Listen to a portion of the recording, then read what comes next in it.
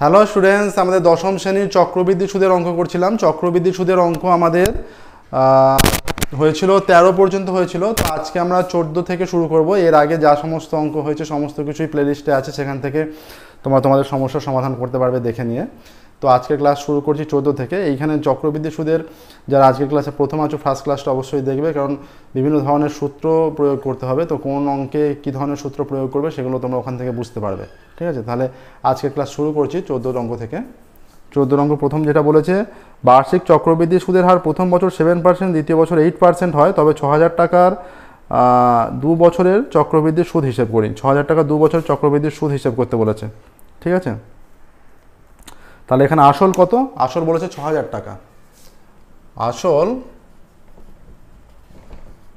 সমান 6000 টাকা।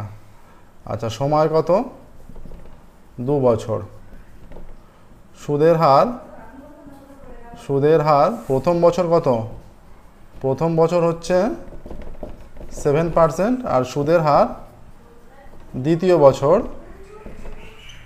8%। ঠিক আছে, সুদের হার এখানে 14 অঙ্ক। সুদের হার প্রথম বছর 7% বলছে, বার্ষিক প্রথম বছরে 7%, দ্বিতীয় বছর 8%, সময় 2 বছর। তাহলে চক্রবৃদ্ধির সুদ চেয়েছে, তাহলে সমূল প্রথমত আমরা নির্ণয় করব সমূল চক্রবৃদ্ধি। অতএব সমূল চক্রবৃদ্ধি, প্রথমেই বললাম যে এই সূত্রটা আমরা কিন্তু ফার্স্ট ক্লাসে আলোচনা করেছি, তাই বলছি যে আজকের ক্লাসে যারা প্রথম আছো ফার্স্ট ক্লাসটা অবশ্যই ভালো করে দেখবে। তাহলে এইটা হয়ে যাবে p × 1 + 7/100 × 1 + 8/100 এত টাকা। এটা সমূল চক্রবৃদ্ধি।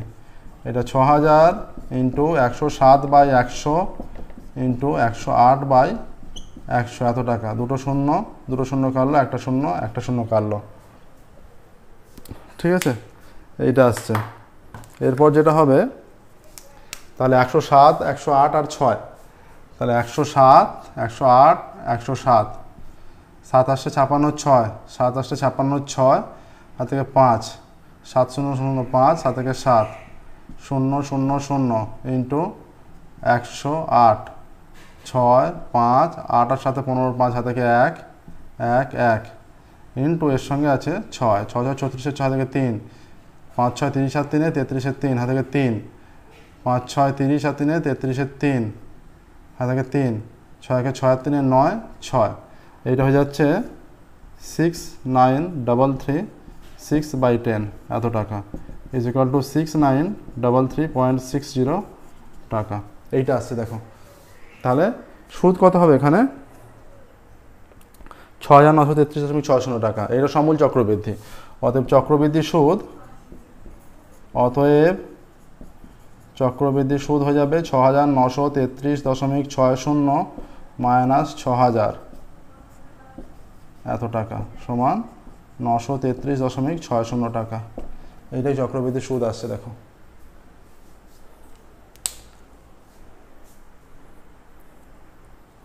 দেখে নাও প্রসেসটা।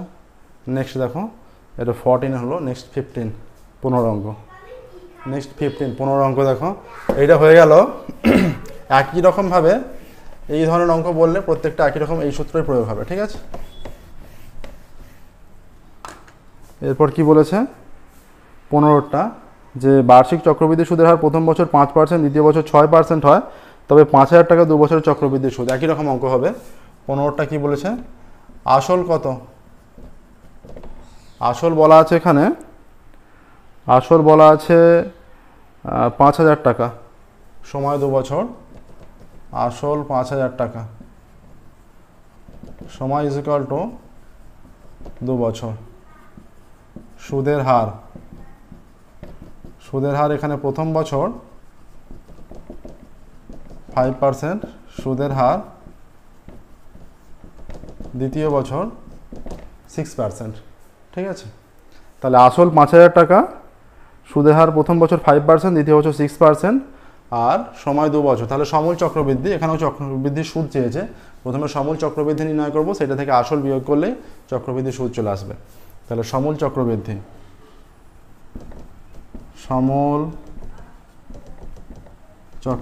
হয়ে যাবে 5000 × 1 + 5/100 × 1 + 6/100 এত টাকা ইজ ইকুয়াল টু 5000 ইন্টু এইটা হয়ে যাবে 105/100 ইন্টু এইটা হয়ে যাবে 106/100।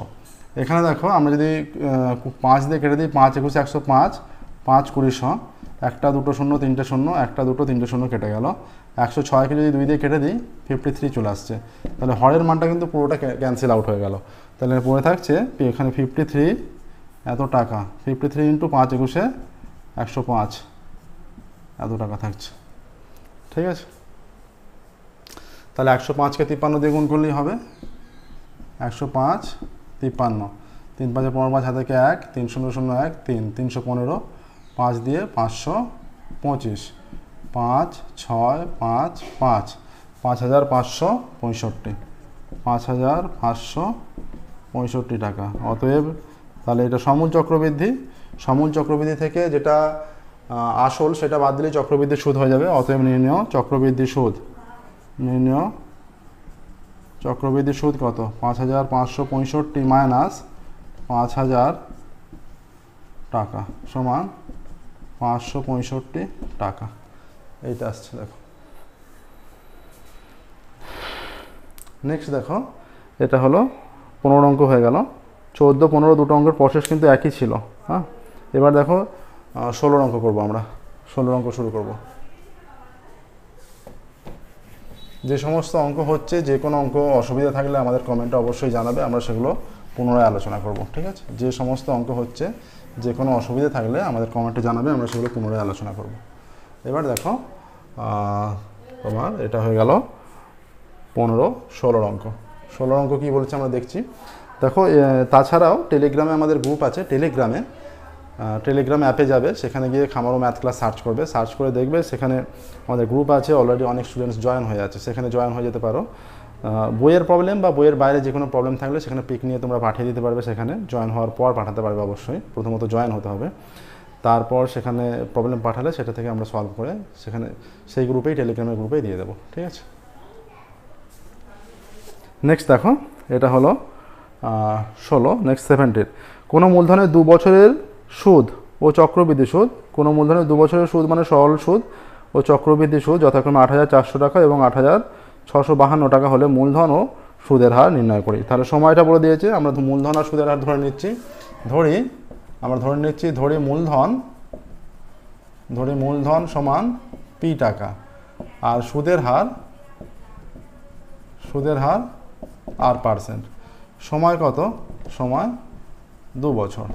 ঠিক আছে, সময় 2 বছর। তাহলে মূলধন জানি, সুদের হার জানি, সময় জানি, আমরা সরল সুদ নির্ণয় করতে পারবো এখান থেকে। তাহলে অতএব শর্তানুসারে কী হবে, সরল সুদ নির্ণয় করার ফর্মুলা অনুযায়ী আমরা ফর্মুলাটা অনুযায়ী সরল সুদ নির্ণয় করবো, আর একটা সরল সুদের মান বলে দিয়েছে, তাহলে উভয়কে সমান করে দেবো। এখানে হয়ে যাচ্ছে পি আর ইন্টু টি এর মান 2/100 ইজ ইকুয়াল টু, এটা 8400 বলা আছে, তাহলে এটা PR/100, হ্যাঁ, PR/100 ইজ ইকুয়াল টু 8400/2 মানে 4200 হয়ে যাচ্ছে। ঠিক আছে, এবার দেখো এইটা আসছে, এবার বলেছে যে এইটা হচ্ছে 2 বছরের সরল সুদ এইটা। এবার চক্রবৃদ্ধি সুদ বলা আছে, চক্রবৃদ্ধি সুদের ফর্মুলা আবার হয়ে যাবে P ইন্টু 1 প্লাস R/100 এর পাওয়ারে 2, এইটা মাইনাস পি। ঠিক আছে, মাইনাস পি কমন নিচ্ছি মানে -1 হয়ে যাবে। এইটা ইজ ইকুয়াল টু কত বলেছে, এইটা ইজ ইকুয়াল টু বলে দিয়েছে, এটা ইজ ইকুয়াল 8652 বলে না, এটা কত বলা আছে। আচ্ছা, এইটা আমরা 17 অঙ্কটা প্রথম করে ফেলছি। ঠিক আছে, এটা আমরা 17টা করছি, যখন 17টায় প্রথম এটা দাগ নম্বর 17ই করে দিই, তারপরে 16টা সলভ করে দেবো। এটা 17টা হয়ে যাচ্ছে প্রথম। ঠিক আছে, বলেছে কোনো 2 বছরের 8400 টাকা, 8652 টাকা, তাহলে এইটা চক্রবৃদ্ধি সুদ 8652 হয়ে যাবে। এবার দেখো এখানে পি কমনে পড়ে আছে, এটাকে আমরা যদি সূত্র ফেলি 1 plus 2R/100 plus R²/100 square মানে 10,000 মাইনাস 1, এটা হয়ে যাচ্ছে 8652 প্লাস 1 মাইনাস 1 কেটে গেল। ঠিক আছে, তাহলে আমরা যদি R/100 এখান থেকে কমন নিই কত হয়ে যাবে, এটা হয়ে যাবে PR/100 হয়ে যাচ্ছে। PR/100 হয়ে গেলে এখানে 2 প্লাস এখানে R/100 পড়ে আছে ইজ ইকুয়াল টু 8652 হয়ে যাচ্ছে। এবার এই PR/100 মান আমরা এখানে রেখে দিয়েছি, তাছাড়া 4200 আছে। ঠিক আছে, বা এইটা হয়ে যাচ্ছে 4200 into 2 plus R by 100 is equal to 8652 বা 2 plus R by 100 is equal to 8652 by এটা হচ্ছে 4200, এইটা আসছে। ঠিক আছে,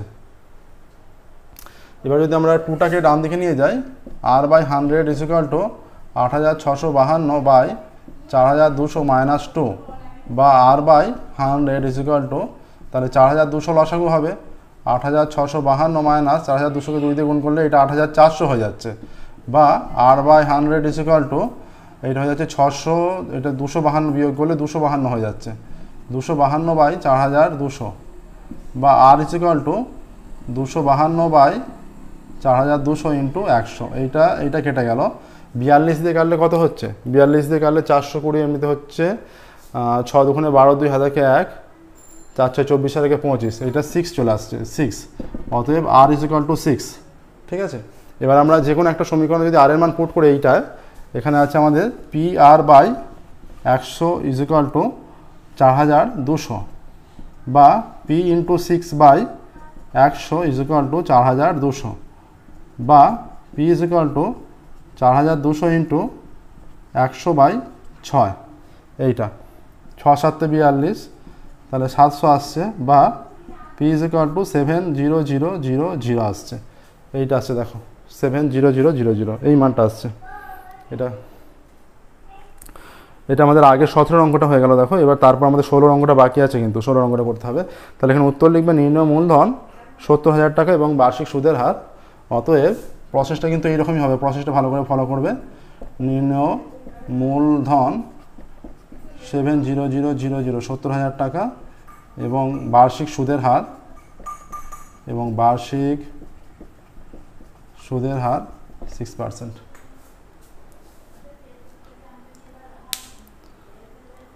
দেখে নাও ভালো করে।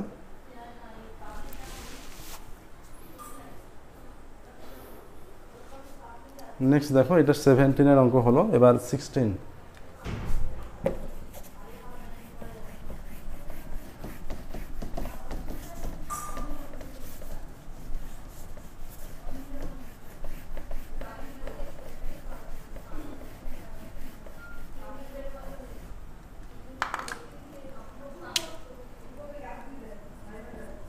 ষোলো অঙ্ক কি বলেছে দেখি।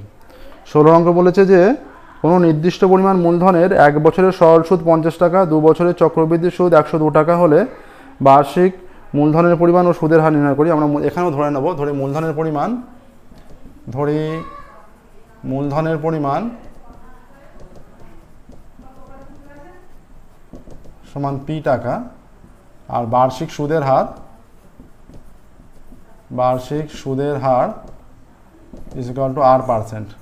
এবার সময় যখন সরল সুদের ক্ষেত্রে 1 বছর বলেছে, অতএব পি টাকার R% সুদের হারে, বা এখানে লিখবে সরল সুদের হারে, পি টাকার R% সরল সুদের হারে 1 বছরের সুদ, 1 বছরের, এটা 1 বছরের সরল সুদ, 1 বছরের সরল সুদ কত হবে?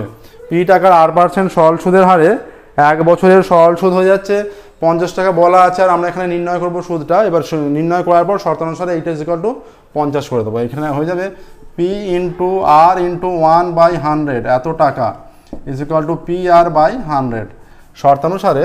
অতএব শর্তানুসারে হয়ে যাচ্ছে P R by 100 is equal to 50। আবার যখন চক্রবৃদ্ধি সুদের হারের ক্ষেত্রে সময় বলেছে 2 বছর বলে দিয়েছে, চক্রবৃদ্ধি সুদের ক্ষেত্রে সময় 2 বছর। আবার এখানে চক্রবৃদ্ধি সুদের কন্ডিশনটা আমরা যখন প্রয়োগ করব, আবার P into 1 plus R by 100 তারপরে 2 minus P is equal to কত? 2 বছরের চক্রবৃদ্ধি সুদ 102 টাকা বলছে। আমরা দুটো থেকে পি কমন নিচ্ছি, এখানে পড়ে থাকছে 1 প্লাস আর বাই 100 তারপরে 2 মাইনাস 1 ইজ ইকুয়াল টু 102, বা পি কমন নিলে 1 plus 2r by 100 plus r square by 10000 minus 1 is equal to 102 plus 1 minus 1 cancel। ওকে, তাহলে এখান থেকে যদি r by 100 বাইরে নিই তাহলে pr by 100 হয়ে যাচ্ছে, এখানে পড়ে থাকছে 2 by r by 100 পড়ে থাকছে ইজ ইকুয়াল টু 102 হয়ে যাচ্ছে। ঠিক আছে, এইটা আসছে।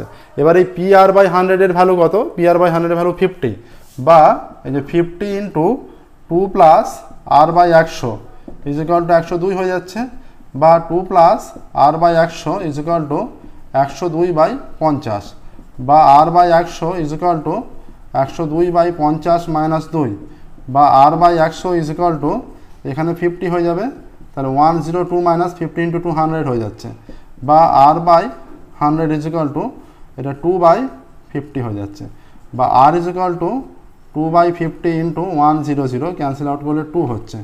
অতএব R is equal to 2 into 2 4, R is equal to 4 আসছে। এবার আর ইজ ইকুয়াল টু 4 যে ভ্যালুটা এলো, সেই ভ্যালুটা যদি যে কোনো সমীকরণে পুট করে দাও, এখানে ছিল P R by 100 is equal to 50, অতএব পি ইন্টু আর এর মান 4 বাই 100 ইজ ইকুয়াল টু 50, অতএব পি ইজ ইকুয়াল টু এখানে হয়ে যাচ্ছে 50 ইন্টু 100 বাই 4, 4 25 বা পি এর মান কত?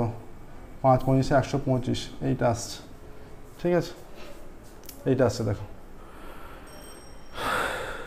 তাহলে 1250 টাকা আসছে। তাহলে এখানে কি বলেছে? এখানে বলেছে যে মূলধনের পরিমাণ ও বার্ষিক সুদের হার নির্ণয় করি। অতএব মূলধনের পরিমাণ 1250 টাকা, উত্তর লিখবে। এর নিচে ক্যালকুলেশন তোমরা পরপর করে যাবে, আমাদের জায়গার এর জন্য ডান দিকে করলাম, তারপর এখানে একটু ক্যালকুলেশন করলাম, তোমরা খাতার পরপর করে যাবে। অতএব লিখবে মূলধনের পরিমাণ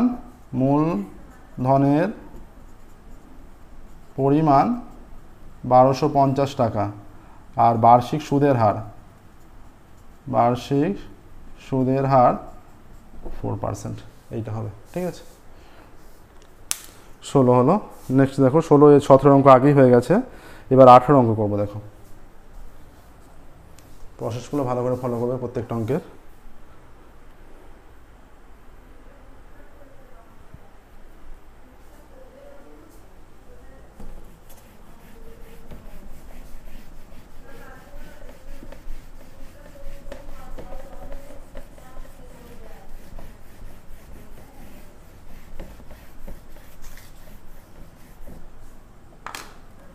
আঠেরো অঙ্ক বলছে যে 6 মাস অন্তর দেয় বার্ষিক 8% চক্রবৃদ্ধি হার সুদে 6000 টাকার 1 বছরের চক্রবৃদ্ধি সুদ নির্ণয় করি। এই জন্যই বলছিলাম যে আজকের ক্লাসে যারা প্রথম আছে তারা ফার্স্ট ক্লাসটা অবশ্যই দেখবে, কারণ এই যেই টাইপের অঙ্কটা আমি পড়ছি, যেই টাইপের এখন যে অঙ্কটা পড়ছি, 17 অঙ্ক হলো 18 অঙ্ক। 18 অঙ্ক সম্পূর্ণ অন্য রকমের অঙ্ক। ঠিক আছে, এই ধরনের অঙ্ক কীভাবে করতে হবে সেটা আমরা ফার্স্ট ক্লাসে ডিসকাস করেছিলাম, যে বিভিন্ন টাইপের চক্রবৃদ্ধি সুদের বিভিন্ন টাইপের অঙ্ক হতে পারে। হ্যাঁ, যেমন সরল সুদের ক্ষেত্রে একটাই ফর্মুলা, কিন্তু চক্রবৃদ্ধি সুদের ক্ষেত্রে বিভিন্ন ফর্মুলা হতে পারে, বিভিন্ন টাইপের ফর্মুলা আছে। সেই জন্য বলেছিলাম যে কোন অঙ্কের ক্ষেত্রে কোন ফর্মুলা প্রয়োগ করবে ওখানে বলা ছিল, সেই জন্য বলছিলাম ফার্স্ট ক্লাসটা অবশ্যই ভালো করে দেখবে। ঠিক আছে, আবারও বলছি ফার্স্ট ক্লাসটা, আজকের ক্লাসে যারা প্রথম আছো ফার্স্ট ক্লাসটা দেখবে, বুঝতে পারবে যে কোন ধরনের অঙ্কগুলোর ক্ষেত্রে কোন সূত্র প্রয়োগ করতে হবে।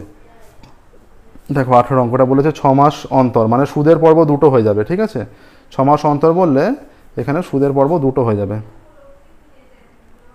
তাহলে কি বলছে এখানে 6 মাস অন্তর, তাহলে সুদের হার, বার্ষিক সুদের হার 8%, 1 বছর মানে দুটো পর্ব হচ্ছে। আসল এখানে আসল সমান 6000 টাকা। ঠিক আছে, আসল সমান 6000 টাকা। আচ্ছা, আসল 6000 টাকা, আর এখানে কি বলেছে? সুদের হার, বার্ষিক সুদের হার 8%। ঠিক আছে, বার্ষিক সুদের হার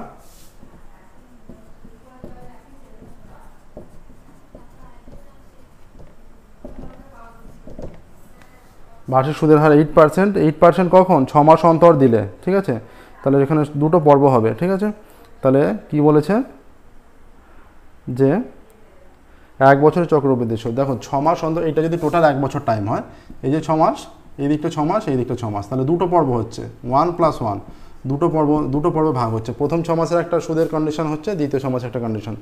ঠিক আছে, তাহলে চক্রবৃদ্ধি সুদ যেটা হবে, কারণ 6 মাস 6 মাস, দুটো 6 মাস যোগ করলে 1 বছর হয়, তাহলে চক্রবৃদ্ধি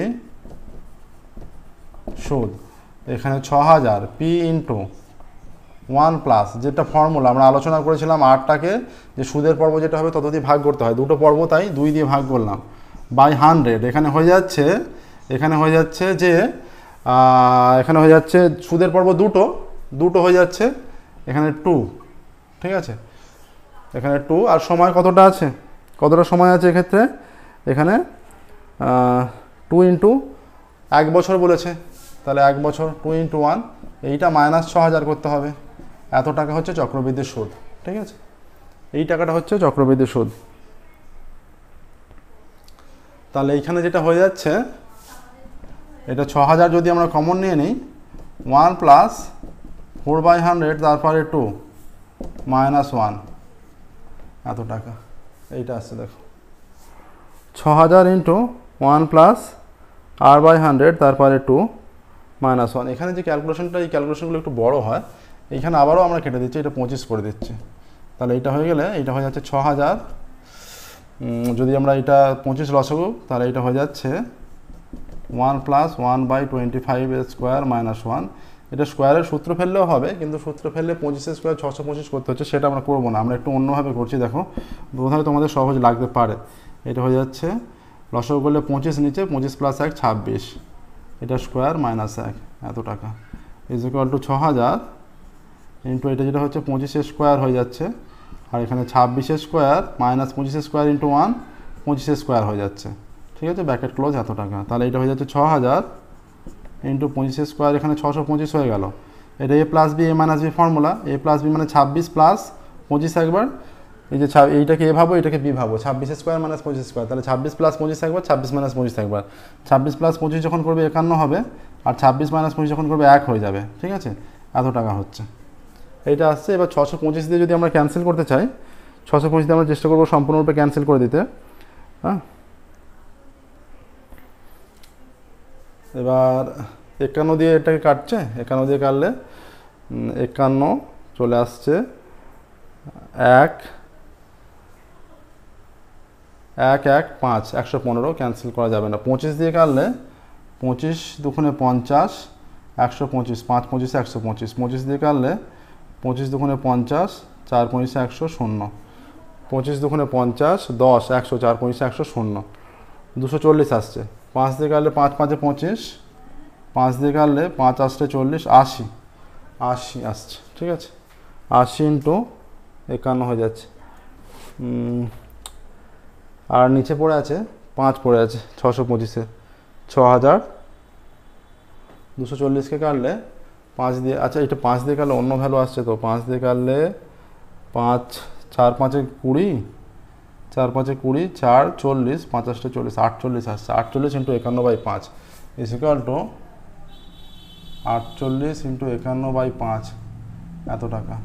তাহলে 51 48, 8 8, 5 8 40 ইন্টু 4 4, 4 5 20, 8 4 4 2, 2 4 4 8/5, এত টাকা।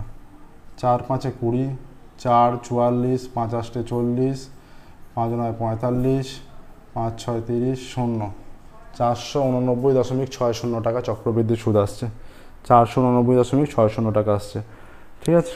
অতএব আমরা উল্লেখ করবো নির্ণয় চক্রবৃদ্ধি সুদের পরিমাণ, নির্ণয় চক্রবৃদ্ধি সুদের পরিমাণ 489.60 টাকা। অতএব নির্ণয় চক্রবৃদ্ধি সুদ হবে 489.60 টাকা, এইটা আসছে। দেখো নির্ণয় চক্রবৃদ্ধি সুদ হবে 489.60 টাকা। 18 অঙ্ক হলো। এবার দেখো 19-এরটা করবো এবার।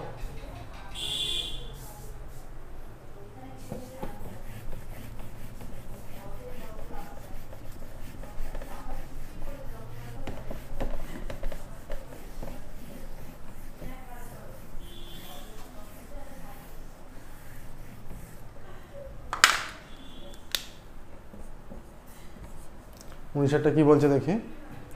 19-এর অঙ্ক বলছে যে 3 মাস অন্তর, এখানে তাহলে 3 মাস, 4টে 3 মাস হলে 1 বছর হয়, সুদের পর্ব এখানে 4 হয়ে যাবে। 4টে 3 মাস হলে 3 3 3 3, 4টে 3 মাসে 1 বছর হয়, তাহলে সুদের পর্ব 4 হয়ে যাচ্ছে। হ্যাঁ, এক্ষেত্রে সুদের পর্ব 4 হয়ে যাবে 19-এরটা। তাহলে বলছে 3 মাস অন্তর হলে আর 10% হার 6250 টাকা 9 মাসে চক্রবৃদ্ধি সুদ। দেখো এখানে আসল কত, আসল ইজ ইকুয়াল টু হয়ে যাচ্ছে 19-এরটা 6250 টাকা, 6250 টাকা। সুদের হার কত, মানে 3 মাস অন্তর, যখন 3 মাস অন্তর দিলে সুদের হার 10%, 10 চক্রবৃদ্ধি সুদ, ঠিক আছে। আচ্ছা, এখানে 9 মাস সমান আমরা আগেও এইভাবে ক্যালকুলেশন করেছি, 12 মাস ইজ ইকুয়াল টু 1 বছর, 1 মাস ইজ ইকুয়াল টু 1/12 বছর, 9 মাস ইজ ইকুয়াল টু 9/12 বছর ইজ ইকুয়াল টু 3/4 বছর, 9 মাস ইজ ইকুয়াল টু 3/4 বছর হচ্ছে, ঠিক আছে। আচ্ছা, 9 মাস ইজ ইকুয়াল টু 3/4 বছর আসছে, 3/4 বছর, 9 মাস ইজ ইকুয়াল টু। এবার যেটা হচ্ছে 4টে পর্ব টোটাল, তাহলে চক্রবৃদ্ধি সুদ কত, অতএব চক্রবৃদ্ধি সুদ, এবার যে সূত্র আমরা প্রয়োগ করব, পি ইন্টু হয়ে যায়, এখানে পি এর জায়গায় 6250 ইন্টু 1 প্লাস R/100, সুদের হার 10, 4টে পর্ব বলে 4 দিয়ে ভাগ, ঠিক আছে। এইটা হলো 4টে পর্ব 4 দিয়ে ভাগ করেছি, ঠিক আছে। এবার যেটা হবে, এবার 4টে পর্ব তাহলে 4 হয়ে যাবে, 4 ইন্টু, এবার সময়টা কত, আগেরটা 1 বছর ছিল বলে আমরা 1 পুট করে দিয়েছিলাম, এখানে 9 মাস, 9 মাস ইজ ইকুয়াল টু 3/4 বছর, তাহলে 3/4 দিয়ে গুণ করতে হবে, এইটা হলো, ঠিক আছে। এটা হচ্ছে সমূল চক্রবৃদ্ধি মাইনাস 6250, আসলটা বিয়োগ করে দিচ্ছে, তাহলে 6250 কমন নিয়ে নাও, এটা হয়ে যাচ্ছে, এটা 4 কেটে যাবে, 4 কেটে গেলে পাওয়ারে 3 থেকে যাচ্ছে, 4 কেটে গেলে পাওয়ারে 3 থেকে যাচ্ছে। এইটা দেখো এখানে সিম্পলিফাই করলে হয়ে যাবে 1 প্লাস 10 ওপরে হবে 100 ইন্টু 4টা নিচে চলে আসবে, তারপরে 3 মাইনাস 1, এত টাকা, এইটা কেটে যাচ্ছে, তাহলে is equal two 6250 into 1 plus 1/40 তার কিউব মাইনাস 1, এত টাকা আসছে, ঠিক আছে। এইটা আসছে, মানে কিউবে চলে আসছে, কিউবে যখন চলে আসছে তাহলে ইজ ইকুয়াল টু 6250 ইন্টু এইটা হয়ে যাচ্ছে 41/40 তার কিউব মাইনাস 1, এত টাকা। তাহলে is equal two 6250 into 40 into 4/4 16, 4/64, তাহলে এইটা হয়ে যাচ্ছে, ব্যাকেট যদি করি 4/4 16, 4/64, 3টে শূন্য, 64,000, এইটা একটা চলে আসছে, ঠিক আছে। কিন্তু এটা আমরা মুখে করে ফেললেও এই গুণটা আমাদের কষে দেখতে হবে, 41 ইন্টু 41 ইন্টু 41, প্রথমত 41 স্কোয়ার করলে কত হবে, এটা হয়ে যাচ্ছে 1 1 1, 4 1 4, 4 2 8, আর 1 4 1 4, 4 2 8, 4 1 আর 4 4 16, এইটা আসছে ইন্টু 41, এটা 1681। এবার 4 দিয়ে গুণ, 4 1 4, 4 আসছে 32, 2 হাত থেকে 3, 4 6 24 আর 3 27, 7 হাত থেকে 2, 4 4 2 6, তাহলে 1 8 8 4 12, 2 হাত থেকে 1, 6 আর 2 8 আর 1 9, 7 আর 1 8, 6, 68,921 আসছে, দেখো 68,921, এখানে যে মানটা আসছে 68,921, তাহলে এইটা হয়ে যাচ্ছে 68,921, এটা এলো -1, এত টাকা। সিম্পলিফাই করলে 6250 ইন্টু 64000 68,921 মাইনাস 64000, এত টাকা। এটা না দিলেও হবে এখানে।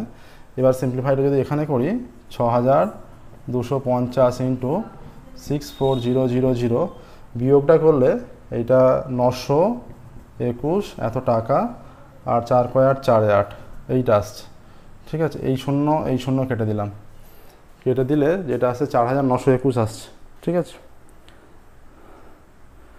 এবার যদি আমরা সিম্পলিফাই করি, এখানে ক্যালকুলেশনটার সময় বড় আসবে, সম্ভবত 25 দিয়ে কাটা যেতে পারে, 25 25 625, এটা 25 হয়ে যাচ্ছে, এটা 25 দুগুণে 50, 140, 4 25 100, 5 25 125, 5 25 125, 15 6 25 150, 56 হচ্ছে, ঠিক আছে। তাহলে আমরা দেখি 6 দিয়ে এটাকে কাটা যায়, 6 দিয়ে যাচ্ছে না, 3 দিয়ে, 3 7 3 8 24, 3 দিয়ে যাচ্ছে না, তাহলে এই মানটা চলে আসছে 256 নিচে চলে আসছে, এরকম একটু জটিলই ভ্যালু আসছে। এবার তাহলে চলে আসছে 256 নিচে, 256। এবার গুণফলটা 4921 আর 25-এর গুণফল, 4921 আর 25-এর গুণফল হয়ে যাবে, সিম্পলিফাই করলে 4921 ইন্টু 25, 4921 ইন্টু 25, 123025 এত এইটা হবে 123025 123025, তাহলে এটাকে ভাগ করলে হয়ে যাবে 480.57 টাকা প্রায়, এইটা আসছে 480.57 টাকা আসছে প্রায়, 480.57 টাকা আসছে প্রায় 123,025 বাই 256, 480.57 টাকা আসছে প্রায়। তাহলে এখানে কি উত্তর লিখবো আমরা, আমাদের কত পর্যন্ত হলো এটা, এটা কত অঙ্ক হচ্ছে, এটা 19-এর অঙ্ক। বলছে 9 মাসের চক্রবৃদ্ধি সুদ হিসেব করি, অতএব 9 মাসের উত্তর লিখবো আমরা, অতএব 9 মাসের